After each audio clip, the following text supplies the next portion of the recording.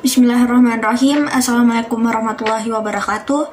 Puji syukur kita panjatkan kehadirat Allah Subhanahu wa Ta'ala yang telah memberikan kita rahmat serta kesehatan sehingga kita bisa dalam keadaan sekarang. Tak lupa pula salam dan salawat kepada Nabi kita Nabiullah Muhammad SAW yang telah membawa kita dari alam yang gelap gulita ke alam yang terang benderang seperti saat ini. Izinkan saya memperkenalkan diri. Nama saya Amalia Tazkia Khairani dari kelas 9A. Di sini saya akan menjelaskan teori tentang kedaulatan serta jenis-jenis kedaulatan. Namun sebelum itu, kita harus mengetahui arti dari kedaulatan tersebut. Seperti yang kita ketahui, Indonesia ialah negara yang berkedaulatan. Namun, apakah teman-teman tahu arti dari kedaulatan tersebut? Jika tidak tahu, mari saya bantu jelaskan. Kedaulatan ialah kekuasaan tertinggi atas pemerintahan suatu negara. Tokoh yang pertama kali mendefinisikan dengan tegas tentang kedaulatan ialah Jean Bodin, seorang ahli hukum dari Perancis. Bodin mengatakan bahwa kedaulatan adalah kekuasaan tertinggi yang menentukan hukum dalam suatu negara. Terdapat beberapa teori kedaulatan, antara lain teori kedaulatan raja, teori kedaulatan Tuhan, teori kedaulatan negara, teori kedaulatan hukum, dan teori kedaulatan rakyat. Di sini saya hanya akan menjelaskan dua teori saja, yaitu teori kedaulatan negara dan teori kedaulatan rakyat.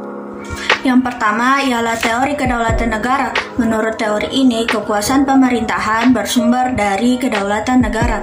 Kedaulatan muncul bersamaan dengan berdirinya suatu negara. Negara dianggap sebagai sumber kedaulatan yang memiliki hak tidak terbatas. Negaralah yang menciptakan hukum, maka negara tidak wajib tunduk kepada hukum. Hukum dan konstitusi lahir menurut kehendak negara dan diabadikan menurut kepentingan negara. Yang kedua adalah teori kedaulatan rakyat. Berdasarkan pemikiran teori ini, rakyat merupakan kesatuan-kesatuan yang dibentuk oleh individu-individu melalui perjanjian masyarakat atau social contract. Rakyat sebagai pemegang kekuasaan tertinggi memberikan sebagian hak-haknya kepada penguasa untuk kepentingan bersama.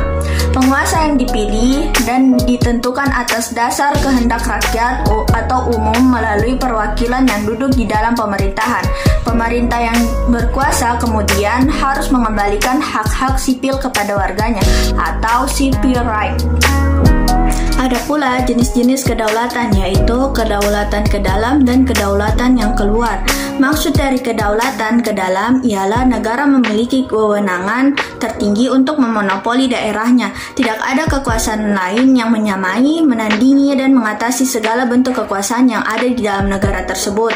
Dalam satu negara hanya terdapat satu susunan kekuasaan yang berdaulat.